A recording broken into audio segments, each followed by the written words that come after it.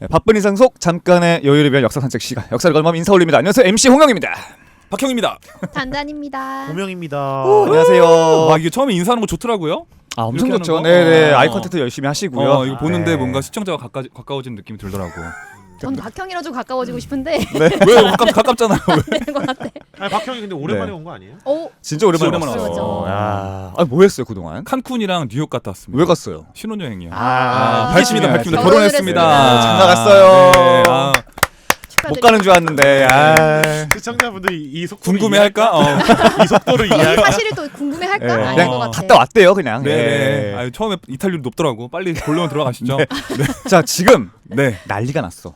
뭐죠? 또 비상사태, 비상사태. 항상 난리 났죠. 지금 비상사태야. 위기에 빠진 이 영화 산업계의 침체를 뚫어버릴 올해 최고의 흥행 기대작이 곧 개봉합니다. 혹시 들어보셨는지 영화 오펜하이머 개봉 예정입니다. 알고 있죠, 알고 있죠. 너무 기대 중입니다. 그쵸. 오펜하이머가 지금 사실은 뭐 만드신 감독이 워낙 유명하잖아요. 누굽니까? 크리스토퍼 놀란 감독이죠. 놀란 감독. 논란이죠. 지금 뭐 이 감독의 커리어 사상 뭐 최고의 역작이다라는 평가가 이미 뭐 나오고 있습니다. 예, 맞아요. 그래서 지금 엄청난 기대를 불러 모으고 있어가지고 이 사람이 뭐 찍었었죠? 뭐 테넷도 찍고, 네. 인셉션 인셉션. 찍고, 아 인셉션, 인터스텔라, 인터스텔라. 다크나이트도 이 다크나이트 사람이죠. 네. 3부작 모두 다 명작이네요. 맞아요. 영화에서 꼭 봐야죠. 좀 좋아하십니까 놀란 감독 영화를? 아 네. 너무 좋아하죠. 네. 아, 그- 다 너무- 이해했는지는 몰라. 다 좋아하는데. 네, 좋아해요. 근데 약간 영화를 보는 수준이 올라가게 되면 네. 감독 찾아서 보게 되잖아요. 그렇죠. 여러분들은 언제부터 감독 찾아서 봤습니까? 감독 찾아서 감독 찾아서 본다. 예전에 약간 그 배우 따라 보잖아요. 맨 처음에는. 맞아, 그렇지. 맞아. 그렇죠.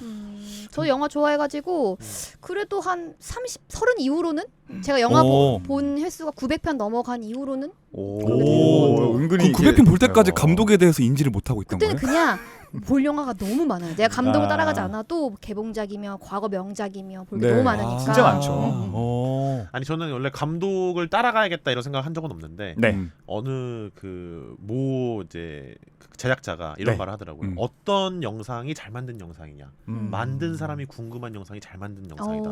만- 그 말을 듣고 아, 누가 만들었는지. 이 영상을 보고 이 사람은 이걸 누가 만들었을까라고 생각하게 하는 영상들이 잘 만든 영상이라는 걸 보고 아 이제 영화 감독을 한번 찾아봐야겠다. 야 우리도 그래야겠다. 오. 이런 생각이 뭐지 들더라고요. 우리 유튜브도 누가 봤는지 궁금해. 우리들이 그치? 궁금해지면 우리가 잘 맞네, 만든 맞네. 궁금증이 바로 해소되죠. 한반밤이 누구야? 오. 칸쿤가가 궁금해하면 우리가 잘 만든 거야. 그렇지.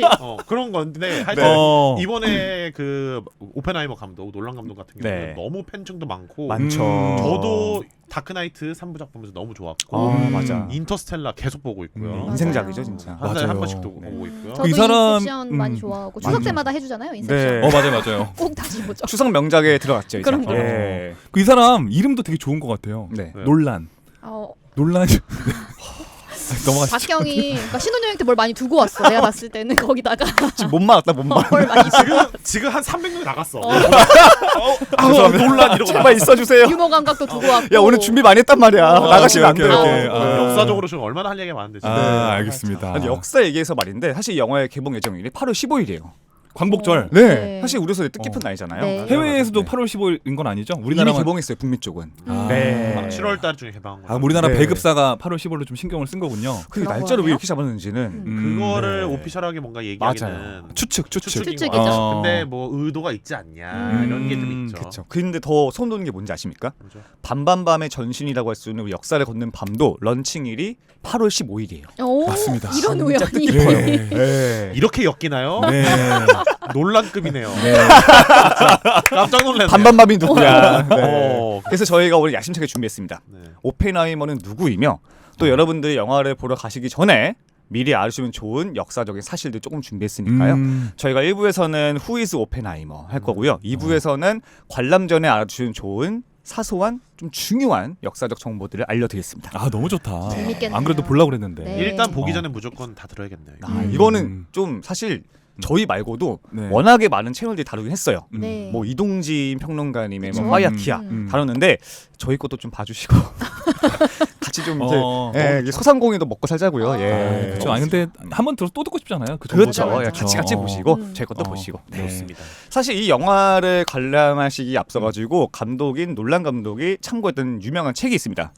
국내에서는 이제 무한도전에서 하하 하하가 이제 읽어서 유명한 바로 이 아메리칸 프로메테우스라는 책입니다. 두께를 한번 보여주세요. 요만큼입니다. 한 700페이지? 예, 이거 한 1000 몇십 페이지 돼요. 예, 약간 책갈피가 중간에 멈춰 있네요. 그렇죠. 다 봤습니까? 여기 멈춰 있습니다. 요만큼이 또 주석이거든. 주석. 주석이 한 200페이지 있습니다. 엄청 예. 사실 이거 다 읽지 못했고요. 네네. 예, 파라랑 좀 이렇게 읽었는데 사실 이 책이 이제 워낙에 유명한 뭐 역사학자께서 이제 전기를 쓰셨고 많은 적이 참고를 했다고 하는데 제가 봤을 때는 대중들이 읽기 좀 쉽지 않은 것 같아요. 나무위키는 난해하지 않다고 하는데 너무 두꺼워. 그렇지. 그래서 요거는 그냥 저희 영상을 보시는 걸로 가름하시면 좋겠다. 홍영이 대신 읽어서 네, 걸로. 책도 챙기고 좋다. 역사도 챙기고 영화도 챙기고. 오늘 3개 챙기네. 비싸요. 예, 비싸가지고 저희 거만 보십시오. 예. 아유, 알겠습니다. 네. 그러니까 이 사실 책은 크게 두 가지 부분으로 볼 수 있어요. 짧게만 말씀드리면은 오펜하이머의 성장기와 어떻게 그가 맨해튼 프로젝트, 그러니까 원자폭탄 개발을 맡게 되었고 두 번째 챕터에서는 원폭의 성공 이후에 그가 몰락하는 과정을 안고 있는데 그가 개인적으로 몰락하게 된 계기는 이따가로 말씀드리겠지만은 공산주의자라는 낙인을 찍히게 돼요. 그러니까 조국을 위해 헌신했던 미국인이지만 그 누구보다도 참된 아메리칸이지만 결국에는 프로메테우스 같이 고통에 시달리게 되는 결말을 맞이를 해요. 네, 그래서 그가 사실 불명예스럽게 은퇴를 하게 되고, 근데 그 흐름을 볼 때는 우리가 미국사에서 굉장히 또 중요한, 사실은 뭐 2차 대전 이후에 세계의 어떤 정세를 몇십 년간 주름잡았던 아젠다죠. 냉전이라는 체제에서 희생되었다는 되게 불운한 측면이 있습니다. 그걸 밀도 있게 볼 수가 있는 책입니다. 아마 영화도 그런 점을 많이 부각시킬 것 같아요. 네. 자, 오펜하이머는 누구인가? 얘기를 몇 가지 키워드 통해서 보겠습니다. 첫 번째는 저는 그의 정체성을 좀 얘기하고 싶어요. 정체성? 네. 그는 사실은 알고 지낸 많은 사람들이 얘기하기로는 누구보다도 조국을 사랑하는 미국인이다. 애국자? 네, 애국자요. 진짜 참된 패트리어트인데 사실 또 그의 정체성 중에 또 하나가 있는 게 뭐냐면은 유태인입니다. 유태인이에요? 부모님이 독일에서 건너온 이민자인데 원래 유태인 출신이고요. 그러니까 유태인 이민자 한 2세대, 3세대쯤 돼요. 그러다 보니까 나치에 대한 반감이 있어 없어. 예, 있을 수밖에 없는 거예요. 왜냐하면 독일에서도 유학을 했거든요, 이분이. 네. 독일에서 박사과정 할 때 자기가 친하게 지내던 그 물리학자들이 유태인 출신이에요. 근데 그 사람들이 1930년대에 나치가 들어오면서 굉장히 축출당하고 모욕을 겪습니다.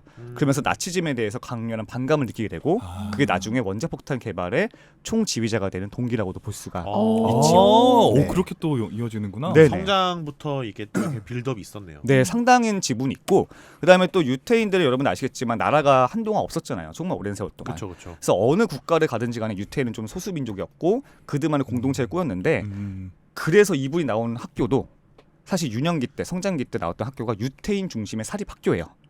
에티컬 스쿨이라는 곳인데 여기서 유태인 공동체들이 좀 사회 진보적인 교육을 많이 했어요. 그러면 사실 이 사람이 어떤 사회 문제, 노동 문제, 환경 문제에서 많이 관심을 가지게 되고 그러다 보니까 약간은 그 당시 관점에서는 공산당의 조금 더 호의적인 사상도 가미가 되면서 나중에 발목을 잡힙니다. 거기서 이게 딱 걸림돌이 있었구나. 네. 딱. 되게 혼돈의 어떤 유년기를 보낸 느낌이 드네요. 맞아요. 자기 정체성, 태어난 나라, 네. 받은 환경 이런 거 다 또 다르고. 사실 이분은 유태인의 정체성에서 고민이 되게 많았는데 나중에 가면서 그걸 성숙하게 좀 이제 내면화했던 시기도 있었습니다. 그리고 유년기 때 또 이분에 대해서 말을 빼놓을 수가 없는 게 바로 뭐냐? 천재성이죠. 천재는 취미부터 좀 다르거든. 뭐였죠? 이분 취미가 이제 암석 광물 수집 이런 거죠. 맞아요. 표본 수집 이런 거 하고 막. 그래서 일례가 뭐가 있냐면은 12살 때 이 사람이 너무 뛰어난 거야. 그러니까 그 뉴욕에 있는 지질학자들하고 편지를 막 주고받아요.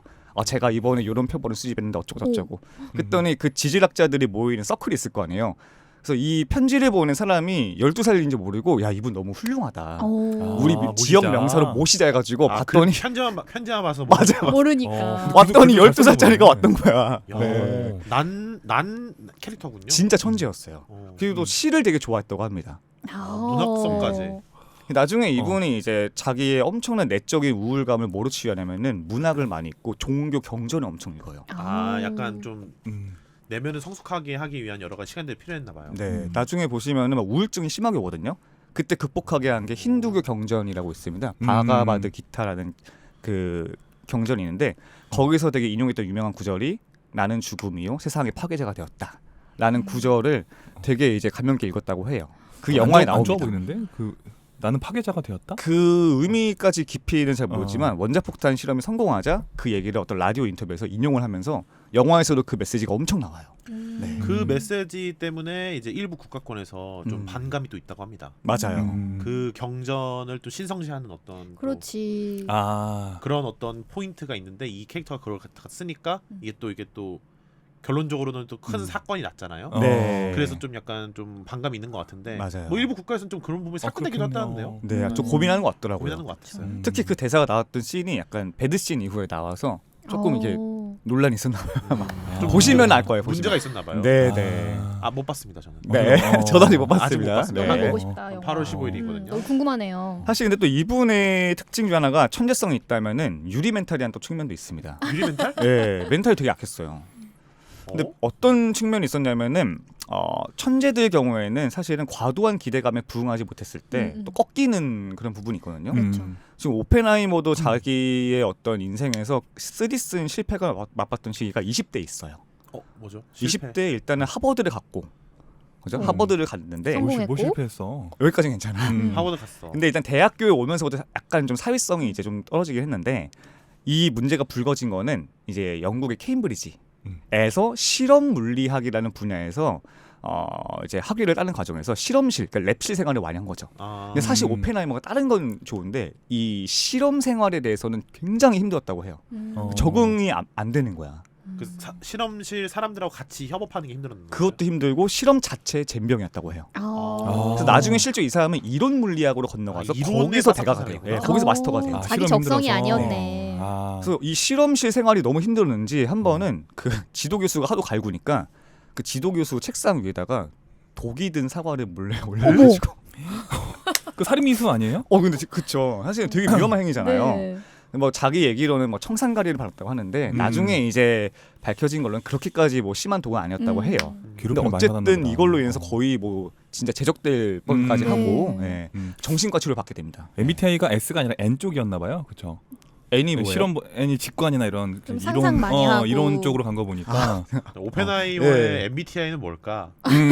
일단 일단 I. 알리어스 로버트 오펜하이머. IN인 것 같아요. 뭘까? IN IN 그다음에 네. 관리자 스타일이기도 해. T INTJ 느낌. 아니 F일 것 같아. 경전 좋아했잖아. F일 것 같아. 감수성. 감수성이 높았을 것 같고. INFJ? J일 것 J는 같아. 또 싫을 것 같아. 왜냐면 실험은 철저한 계획 속에서 막 반복해야 되는데 그게 싫었다고 했으니까. 그럼 본인이랑 똑같다고 지금 INFP로 가는 것 같아 지금. 내가 바로 본인이 지저스 INFP거든요. 로버트 오펜하이머다. 바로 천재과다. 어렸을 때 혼돈 겪으시고. 맞아요.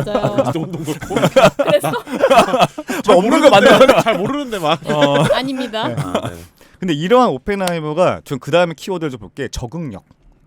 사실 진짜 대단한 게 누구나 약점은 있잖아요. 근데 그 네. 약점을 되게 극복하는 게 중요한데 오펜하이머는 굉장히 잘 극복을 해낸 것 같아요. 음. 그러니까 멘탈에 대한 자기 분석을 되게 열심히 실시해가지고 이 사람이 나중에는 지금 막 실험실에서는 막 완전 되게 소극적이고 이런 사람인데 정말 30세가 넘어서는 이 수백 명의 과학자들 진두지휘하는 최고 지휘자가 되거든요. 오, 그거 너무 신기하다. 그러게요. 그러니까 인격적인 성장이 엄청나게 돼요.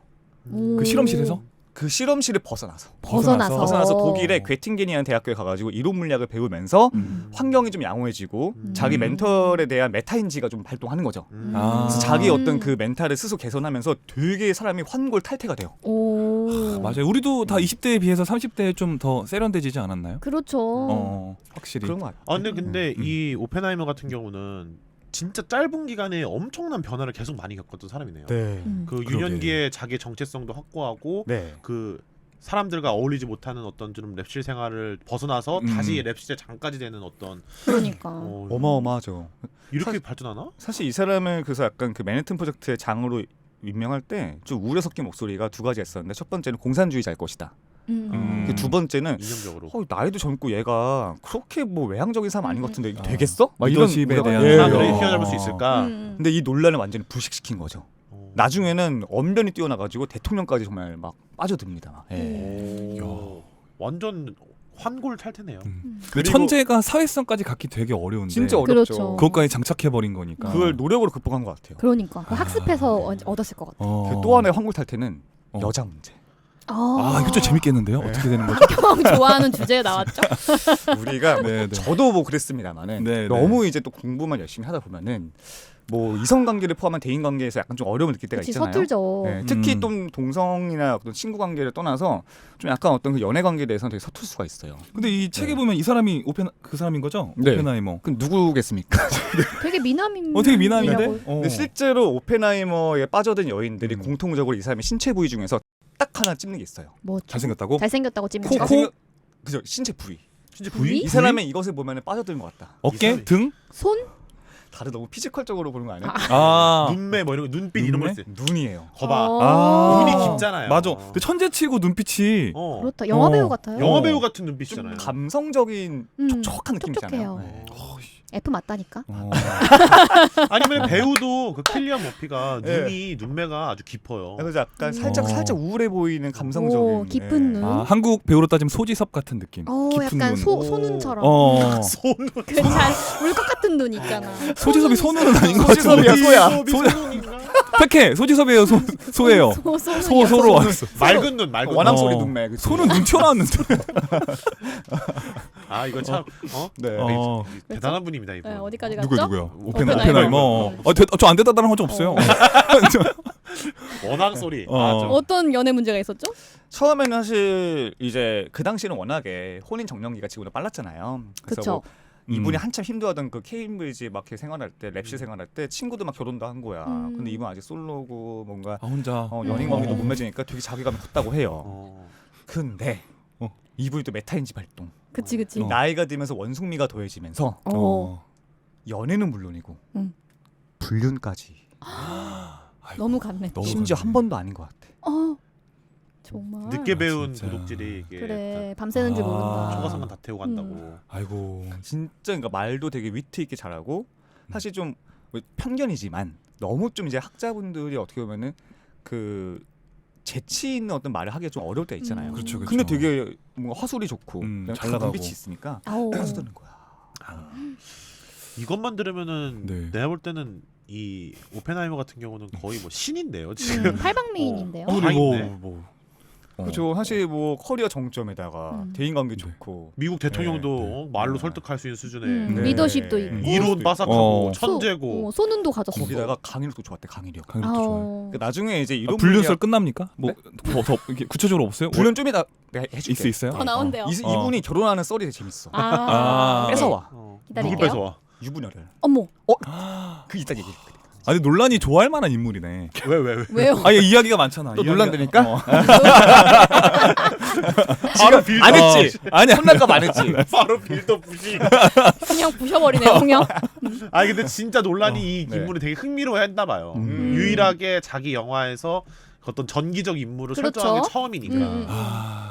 사실은 또 이분이 이론 물리학을 따고 와서 미국에서 강의를 했을 때 처음에 1, 2년은 진짜 못 들어줄 강의였대요. 막 말도 더듬고 했는데 나중에는 완전히 뭐 토론 토의식으로 수업을 너무 잘해가지고 명강의가 된 거예요. 아. 그 이게 나중에 맨하탄 프로젝트 할 때도 진짜 이런 식으로 좀 열린 개방적인 토론을 많이 하다 보니까 과학자들끼리 되게 상호작용을 많이 했다라는 어. 긍정의 평가가 있어요. 아, 강의력은 엄청 유명해. 네, 마이클 샌델처럼. 약간 좀 어. 그런 느낌이었겠죠, 그렇죠? 음. 네. 그 시대의 마이클 샌델 같은 어. 느낌으로 약간 좀 계속 불림받는.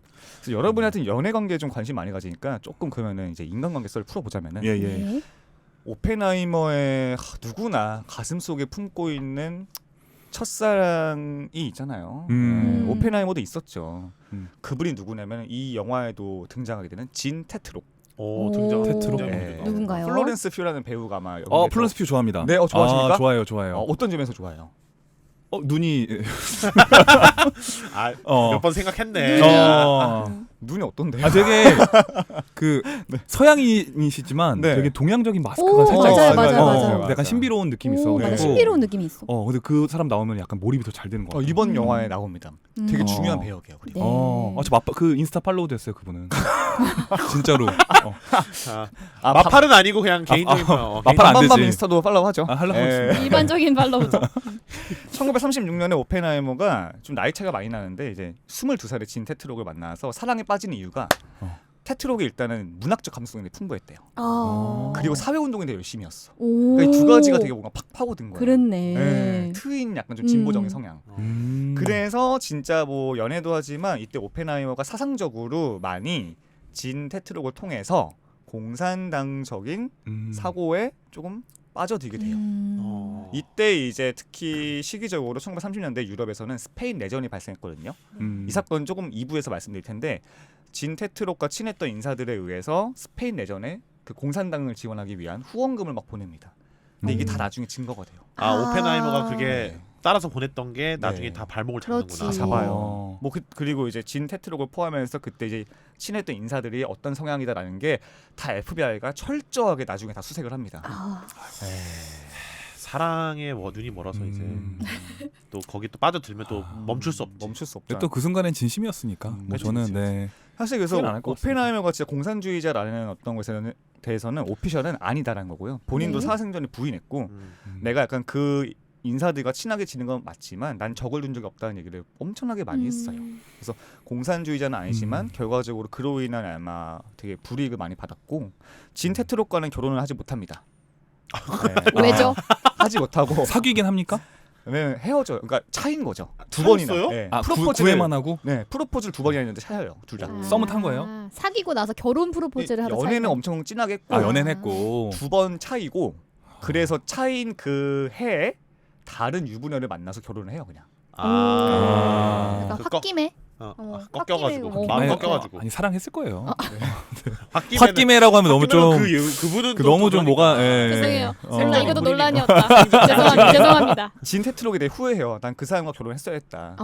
그리고 아. 진 테트록에 대해 이른 나이 자살을 합니다. 자살을- 진그찬 진테트로도 네. 후회를 하는 후회를 엄청 하고 나중에 자살을 하는데 그게 우울증에 의한 자살이다라는 게 대외적인 얘기지만 네. 그 당시가 워낙에 냉전 때문에 수많은 사람들이 막 도청당하고 막 도감청당하고 그랬거든요. 그래서 FBI에 의한 어떤 스트레스로 시달렸구나. 네, 그런 얘기가 좀 많습니다. 그렇죠. 공황장애 같은 게 왔나 보구나. 사실 아까 제가 불륜 얘기했잖아요. 네. 그 불륜의 상대가 진 테트록이에요. 그러니까 결혼 생활하면서 아. 출산하고 불륜한 거야. 첫사랑으로 다시 돌아갔구나. 약간 좀 이게 실제로 좀 이런 얘기까지는 그런데 그때 막 오펜하이머의 일거수일투족을 다 감시하거든요. FBI가. 네. 둘이 뭐 호텔에서 하룻밤 묵었다는 얘기도 다 있어요. 아, 그 당시 막 감시하는 너무 사람이 그 계속 FBI가 계속 관찰하고 아. 기록이 무섭죠. 있으니까 이게 참 그러니까 사람이 다 이게 너무 사생활이 없이 되게 시달렸겠다. 저는 이 책 읽으면서 그게 좀 무서웠어요. 국가기관이 개인의 정보를 정말 침해하면 어디까지 갈 수 있는지를 되게 무서웠죠. 그럼 결혼 상대는 누구냐면은 이제 영화에서는 에밀리 블런트라는 배우가 연기하는 네. 에밀리 블런트? 키티 오펜하이머인데 압니까? 네 알아요. 에밀 번트가 되게 유명한 그 배우. 어떤 분이죠? 패기 카터잖아요. 그 뭐지? 패기 카터? 저기 마블에서 패기는 다른 분. 아니 그러니까 아니요. 헤일리 에밀리 에벨. 블런트. 아 죄송합니다. 네. 제가 그런가요? 오해했다. 콰이어트 플레이스. 콰이어트 플레이스. 그래 맞아. 죄송합니다. 콰이어트 플레이스에 나오는 그 주인공 배우. 네, 어. 강인한 좀 인상에. 맞아요. 네. 약간 여전사 느낌? 이분이 실제로도 생활이 좀 술을 마시면은 그러니까 에밀리 블런트가 아니라 키티 오펜하이머가 조금 이제 술 마시면 살짝 사고도 치고 그런 좀 성격인 것 같은데 이분은 원래 가정에 있었던 유부녀였고 근데 오펜하이머한테 깊은 호의를 느껴가지고 둘이 이제 불륜을 타다가 이혼하고 결혼한 케이스죠. 네. 네. 그리고 슬아의 자녀를 낳고 나중에는 이제 맨해튼 프로젝트에 갈 때 뒷바라지 많이 해주지만 좀 많이 이제 또 힘든 일도 겪죠. 그런 사이입니다. 그리고 이제 세 번째로 소개할 인물은 이 영화에서 굉장히 중요한 인물일 것 같아요. 그 정부 기관의 입장을 대변하는 레슬리 그루브스 군인입니다. 맷 데이먼 아닙니까? 맷 데이먼. 맷 데이먼 나와요? 네, 맷 데이먼 나옵니다. 논란이 맷 데이먼을 좀 좋아하는 것 같네. 저번에 나오지 않았나? 그죠? 인터스텔라 나왔죠. 네. 근데 논란이 뭐 이거는 뭐 오펜하이머 외적인 얘기지만은 본인이 좋아하는 배우만 계속 써요. 왜냐면 킬리언 머피 이번에 오펜하이머 나온 그 배우도 다크나이트의 배트맨이에요. 오 그렇네. 맞아 거기 빌런 나왔죠 빌런. 그죠? 네, 맞아. 인셉션에서 나오지 않나요? 무슨? 나왔어. 맞아요. 자기가 쓰는 배우만 써요. 그렇네요.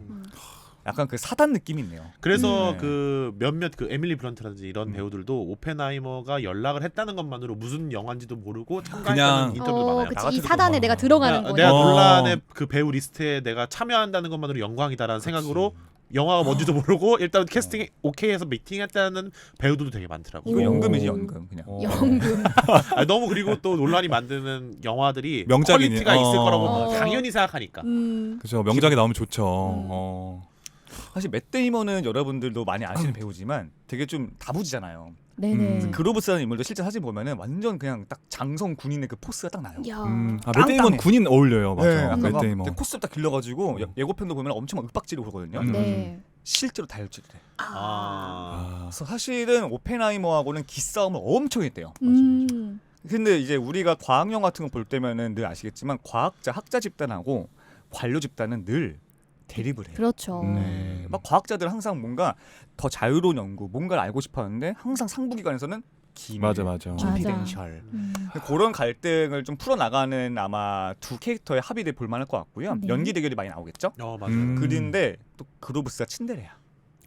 정이 들어가지고 나중에 이제 오펜하이머가 막 청문회 불려다니고 공산주의자고 되게 힘들어할 때 증언을 해줘요. 그 사람 그럴 사람 아니다.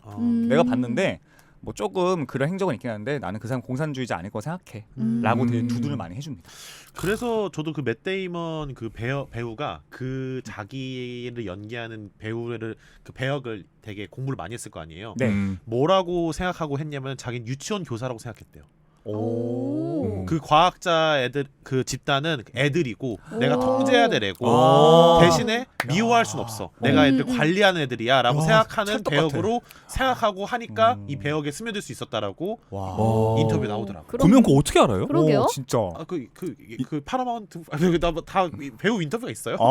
메이킹 뭐죠? 필름이 있나 그거 봐. 언제 다 본 그러니까 거예요? 다 보고 왔네. 아니 또 저희 밤밤밤 또 퀄리티 좋게 해야 되지. 야. 우리가 이렇게 퀄리티가 좋습니다. 이걸 위해서 네. 본 거 아니고 진짜 본인이 관심 있어서 봤던 거예요? 아니면은 아니, 이걸 우리 위해서 본 거지. 이것도 위에서 본 거죠. 좀 더 찾아보고 예고편도 한번 더 보고. 되게 풍성해집니다 진짜. 야 일만 하는 줄 하다 알았더니 보면. 맷 데이먼이 유치원 교사라고 인터뷰에 있어요.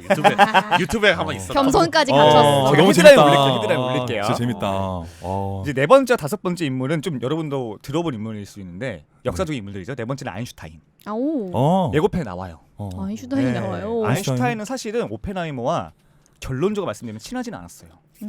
약간의 사소한 친분만 있을 뿐이지 학자로서의 입장은 많이 달랐다고 합니다. 네. 저도 과학적인 얘기는 잘 모르지만은 1930년대에 물리학계를 뒤집을 한 이론이 나온대요. 그 양자역학이라는 건데 네. 뭐 영화에 워낙 많이 나오죠. 뭐 마블 시리즈, 그쵸. 뭐 앤트맨 같은 것도 보면 맨날 양자 얘기 나오고. 근데 사실 이 양자역학이라는 패러다임을 이끈 뭐 닐스 보어 같은 과학자들하고 오펜하이머는 굉장히 친했고 또 그러한 개념을 많이 수용했는데 아인슈타인은 반대했대요. 이런 불확실적인 이론은 말이 안 된다.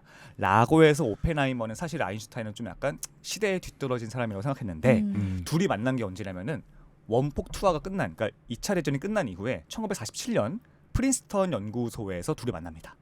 그때 비록 견해는 다르지만 어느 정도 교분을 지니고 결정적으로 둘은 좀 이제 이 책에 나오지만 휴머니즘에 대한 강한 공통점이 있다고 해요. 그러니까 윤리의식을 지닌 과학자. 그래서 나중에 아인슈타인도 오펜하이머의 공산주의자 혐의에 대해서 두둔해주는 발언을 합니다. 증언을 해주나요? 네. 막 청문회까지 나가지 않는데 대외적으로 되게 그 사람에 대해서 좋은 얘기를 많이 해주죠. 마지막은 미국 대통령이기도 했던 리처드 닉슨. 닉슨. 네. 이분이 영화에 나올지 모르겠는데 좀 재밌는 우연이에요. 이 사람이 사실 반공주의자로 유명하거든요. 그래서 이 사람이 50년대에 미국의 하원의원을 하면서 오펜하이머 한번 신문한 적이 있어요. 당신 공산주의자냐 아니냐. 그때 둘이 만났던 기록이 있습니다. 네. 이 정도로 인간관계 설명을 마치겠습니다. 이거 재밌네. 너무 재밌을 것 같은데요. 다 역사적 인물들이 나와서. 나오는 거라서 이게 기본적으로 무조건 이걸 듣고 가야겠네. 죄송합니다. 또 광고를 해버렸네. 근데 아인슈타인이랑 닉슨은 너무 얼굴이 익숙해가지고 네. 배우가 누가 될지 궁금해요. 만약에 나온다고 하면 지금 실제 아인슈타인을 맡았던 배우는 싱크로율이 너무 똑같아가지고 그래요? 이거 촬영을 할 때 그 인근을 지나던 대학원생들인가가 네. 야 저거 뭐냐 왜 아인슈타인이 왜 재림했지 막 이런 식의 해프닝이 AI 있어요. 아니냐? 네, 막 엄청 머리 이렇게 닮아가지고 해가지고. 네네. 자, 그 다음에 좀 나눌 거는 오늘 이 1부에서 가장 중요한 얘기죠. 원자폭탄 얘기를 할 수밖에 네. 없습니다. 너무 어려워. 1939년에 이미 독일이 사실은 우라늄이라고 하는 물질을 핵분해시키는 데 성공했다는 얘기가 아름아름 터져 나오면서 이걸로 약간 무기를 만들 수 있냐는 관측이 나옵니다. 네. 그런데 사실 미국은 손을 놓고 있었던 것 같아요. 그럴 가능성도 낮거니와 그 뭐 무기 만들어봤자 뭐 얼마나 위험하겠어라고 했는데 부랴부랴 1941년부터 이거 진짜 위험하다라는 보고서가 오니까 그 당시 대통령이 프랭클린 루즈벨트가 전격적인 지원하에 프로젝트를 가동합니다. 그게 맨해튼 프로젝트예요. 네. 이걸 위해서 착수를 하게 되면서 사실 이 프로젝트가 엄청난 기밀에 붙여져야 되기 때문에 이 실험을 위한 연구소는 굉장한 오지에다가 아무것도 없는 고립무원의 지역에다가 로케이션 하게 됩니다. 이 장소는 오펜하이머가 어렸을 적부터 매우 좋아했던 뉴멕시코주 일대였고요. 그 지역 중에서도 로스 앨러머스라는 지역이었습니다. 와, 이거 어떻게 다 외웁니까? 그러게요. 암기력이 너무 좋다. 뭐야, 이거? 이겼다니까. 어디 앞에 지금 뭐 프로포터 있는 거 아니죠? 없어. 그지. 그 책 읽을 때 혹시 사진 찍히듯이 읽히시는? 그렇지는 않고요. 예. 약간 천재과 사진이 좀 오펜하이머? 힘이네요. 여코파이머? 홍페나이머? 저는 문과입니다. 근데 오펜하이머 하면은 오펜하이머. 너무 그 여자 관계까지 또 아, 엮여. 그렇네요. 저는 그것 때문에 아닌 것 그건 같다. 아니에요. 괜찮습니다. 네. 논란 없습니다. 수뇌부 네. 수뇌부로 갑시다. 그래서 실제 영화 예고편 보시면은 그 울타리 펜스 쳐가지고 그 엘로머스 일대를 완전히 마을로 만들어요. 오. 뭐 아파트 짓고 뭐 병원도 짓고 학교도 짓고 막 그런단 말이에요. 그 마을 사람들한테 그거야겠다. 와, 당신 덕분에 우리가 이렇게 강제적으로 아니요, 발달했다. 거기 마을 위장한 거 아니에요? 거기 마을 사람도 있는 게 아니라 그냥 황무지고 음. 과학자들이 와서 산 거예요, 그냥. 허 벌판에 그냥 과학자들 단지 아닐까요? 그렇죠. 아. 과학자, 뭐 연구자, 뭐 저기 관료, 군인들이 와서 상주하는 거예요, 그냥 거기서. 거기서 새로 신도시라고 해야 되나? 하나의 그냥 단지를 지은 거예요, 그냥. 광양제철소 같은 거잖아요. 오, 광양제철소 맞아. 안에 고등학교도 있고 뭐 다 있고 하거든. 몰라요. 맞아요. 광양제철소 그래요? 저 집이 이제 그쪽이어서 거기 안에 그게 그 다 안에 있대요. 뭐 네. 다 있어요. 광양제철소 마을이. 사셨어요? 아니 그건 아니에요. 근데 사실 우리가 들어보면은 야 뭐 신도시래 하면서 환상이 있을 수 있지만 실제로는 되게 힘들었대요. 이게 완전히 에어컨도 없고. 생판 그치. 모르는 에어컨 쿠팡 배달도 안 될 것이며. 쿠팡도 안 되고. 배민도 없고. 배민도 어, 없고. 먹는 건 먹고. 힘들지. 이게 진짜 거기에 완전히 뭐 기본적인 배수 시설도 없어가지고 네. 막 겨울에 눈 왔다가 봄에 누우면 막 진창되고 막 아. 트럭 빠지고 난리가 났대요. 그러면서 진짜 막 또 엄청 외롭잖아. 맨날 보는 사람끼리만 보고. 그렇죠. 그러면서 진짜 힘들게 개발 연구를 했던 거죠. 음. 그리고 아까도 말씀드렸지만은 과학자와 관료들의 싸움. 네. 과학자들은 좀 더 알고 싶죠. 우리가 지금 하고 있는 연구의 방향이 뭐냐. 그치. 근데 항상 군인 관료들은 너네는 비밀 보안 접근 안 된다. 이거 알려주면 이 과학자 안에도 소련의 스파이가 있을 수 있다. 그렇지, 그치. 그렇지. 맨날 싸우는 거야, 그치, 진짜. 그치. 그 사이에서 오펜하이머 돌아버리지. 그러니까 맨날 대화하고 토론하고 토의하고 그 역할을 엄청 했던 거죠. 네. 네.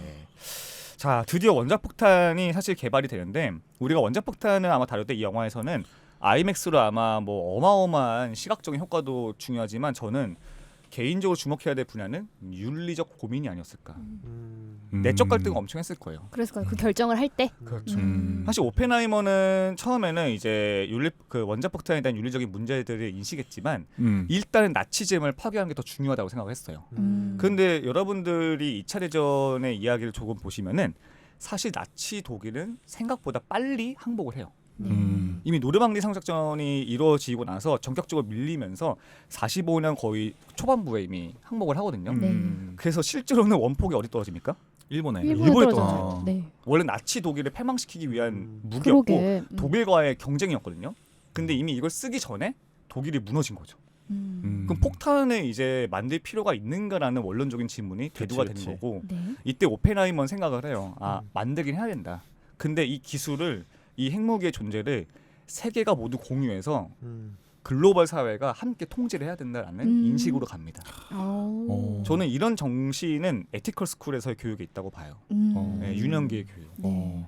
근데 사실 그 이후의 역사적인 흐름을 보시면은 원폭이 투하됐고 그 힘은 글로벌 연대가 아니라 미국만의 무기로 비밀 무기로 이제 전락해 버리죠. 네. 그리고 소련도 되게 불안감을 느끼면서 핵 추격을 해오죠.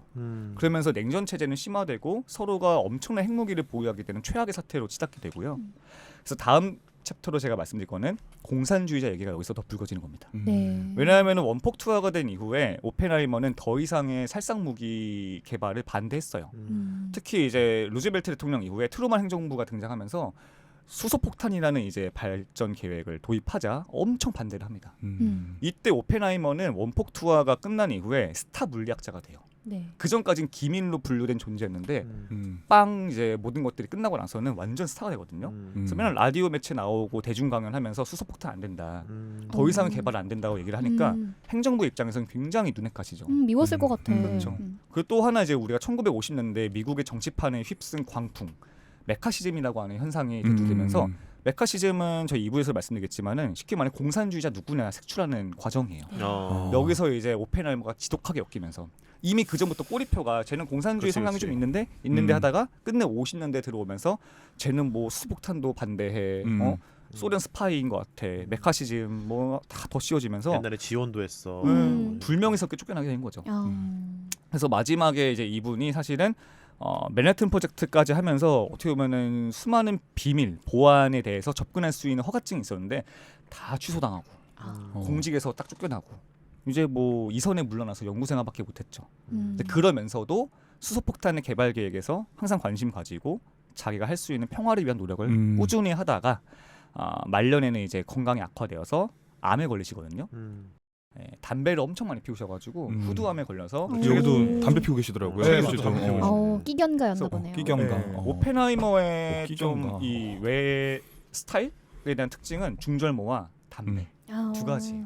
영화에서 보시면은 중절모에 대한 묘사, 담배에 대한 묘사가 많이 나올 겁니다. 멋쟁이인 것 같아요. 그죠? 과학자면 아인슈타인처럼 좀 이렇게 못 꾸미는 느낌인데 이 사람은 약간 갱스터처럼 나와가지고. 이분은 약간 실험파고 이분은 이제 실험 아니고 이론 물리파니까 좀 다르다. 오케이 오케이. 맞아. 실험하면 이게 또 터지면 이게 또 이론은 이제 공부하고 내가 하는 그러니까 거니까. 중절모 써도 괜찮지. 실험할 때 중절모 쓸 수 없잖아. 시원한 데에서 앉았다가 나가는 거거든. 그러니까. 이거 실험판 이렇게 다르죠. 들어가고 이렇게 맞아요. 하니까 달라요. 조금 힘들어. 그 누구죠? 명탐정 코난에 나오는 그 박사님 있잖아요. 네네네. 맨날 터져 있어. 맨날 연기 나고 있잖아요 머리에서. 그게 바로 실험. 이게 이제 실험파. 이론 물리학자는 멋있네요. 그러니까 난 물리학자면 이론 물리학자야겠다. 근데 아인슈타인도 이론 물리학자일 거예요. 아인슈타인. 아 그래요? 그래요? 외관으로 우리가 좀 판단해. 우리가 너무 문과생이 모여가지고 이론 물리학, 실험 물리학 나누는 게 너무 또 구독자분 중에서 물리학자 해주실 수 네. 있어요. 아유 맞아. 많은 코멘트 부탁드리고요. 네. 알려주세요. 그러면은 이제 두 번째 2부로는 여러분들이 이제 영화를 보러 가시기 전에 아시면 좋을 만한 사건들 몇 가지만 말씀을 짧게 드릴게요. 한번 근데 끊고 가면 어떨까요? 네네. 네네네. 그러면 여기서 끊고 오케이. 오케이. 한번 쉬자.